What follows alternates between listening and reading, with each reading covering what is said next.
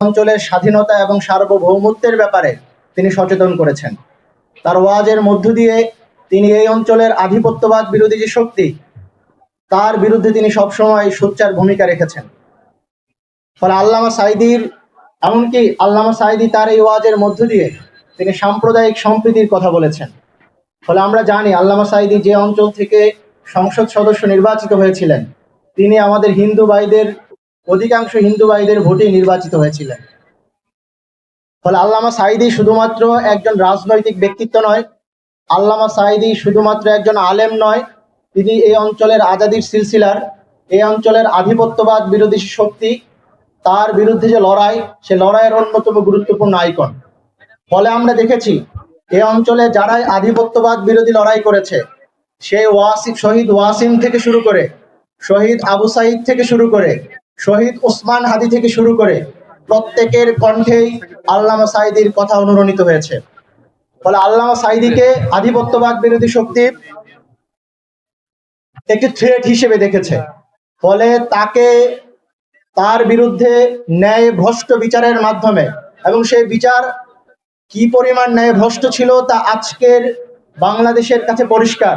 সাক্ষীকে গুম করে পার্শ্ববর্তী দেশে নিয়ে নেওয়া হয়েছে, কিন্তু যখন এই নানা নাটকীয়তার পরেও এই ন্যায় ভ্রষ্ট বিচার করা হলো, যেহেতু তিনি এই অঞ্চলের জনগণের মানুষ ছিলেন, এই অঞ্চলের জনগণের নেতা ছিলেন, এই অঞ্চলের আধিপত্যবাদ বিরোধী মানুষের আল্লামা ছিলেন, ফলে আমরা দেখেছি এই অঞ্চলের মানুষ কিভাবে সেই রায়কে সেদিন প্রতিবাদ জানিয়েছে এবং পৃথিবীর ইতিহাসে এক নিকৃষ্ট নজির স্থাপন করেছে তৎকালীন আওয়ামী সরকার। আমরা দেখেছি কিভাবে রাষ্ট্রযন্ত্র কর্তৃক প্রযোজিত, রাষ্ট্রযন্ত্রকে লেলিয়ে দিয়ে কিভাবে সাধারণ মানুষের উপর গুলি করা হয়েছে।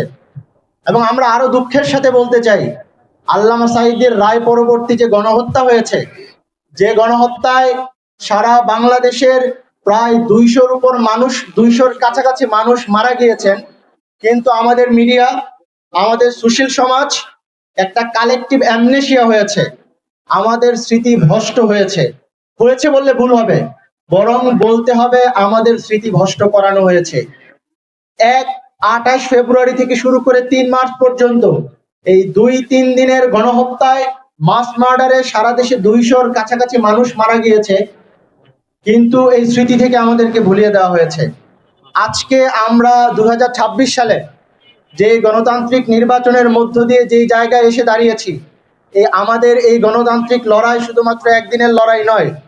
এই লড়াইয়ে যারা বিগত ফেসিবাদী আমলে সবচেয়ে গুরুত্বপূর্ণ ভূমিকা পালন করেছেন, তার মধ্যে ফেসিবাদ বিরোধী চরিত্রের অন্যতম গুরুত্বপূর্ণ আইকন হচ্ছে আল্লামা সাঈদী।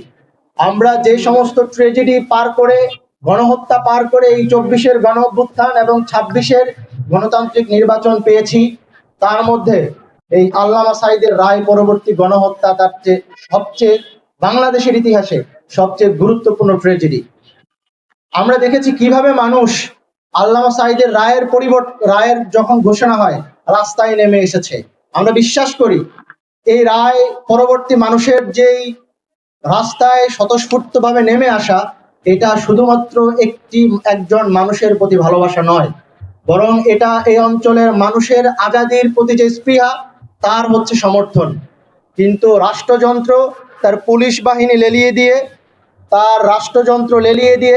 তার আওয়ামী সন্ত্রাসী বাহিনী তাদেরকে লেলিয়ে দিয়ে শত শত মানুষকে হত্যা করেছে। কিন্তু মানুষ সেদিন, আমরা যদি বলি যে মানুষ এক রাজনৈতিক আধ্যাত্মিকতায় উদ্বুদ্ধ হয়ে তাদের জীবন দিয়েছে। ফলে আমরা আজকের এই মিডিয়াতে, আজকের সাংবাদিক ভাইদেরকে সামনে রেখে আমাদের যে আয়োজন, আমরা মূলত এই যে 200 মানুষকে গণহত্যা করা হয়েছে তাদের কথা স্মরণ করে, এবং আমরা চাই এই যে মানুষগুলোকে গণহত্যা করা হলো, নির্বিচারে হত্যা করা হলো, আগামী দিন আজকে যারা সরকারে আছেন, প্রশাসনে আছেন, এই গণহত্যার দ্রুত বিচার হবে। এবং এই যে গণহত্যা রাষ্ট্রযন্ত্র কর্তৃক পরিচালিত, এবং আমরা দেখেছি সুশীল সমাজ পর্যন্ত তারা এই গণহত্যাকে লেলিয়ে দিয়েছে, বুদ্ধিজীবীরা এই গণহত্যাকে উদ্বুদ্ধ করেছে।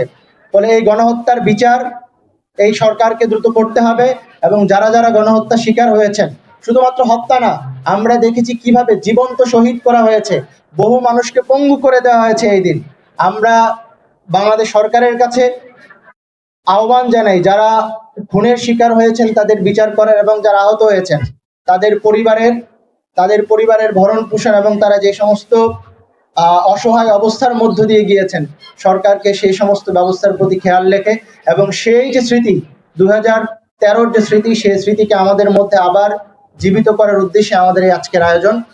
আমরা আজকের আয়োজনকে সফল করব। ধন্যবাদ সাংবাদিক।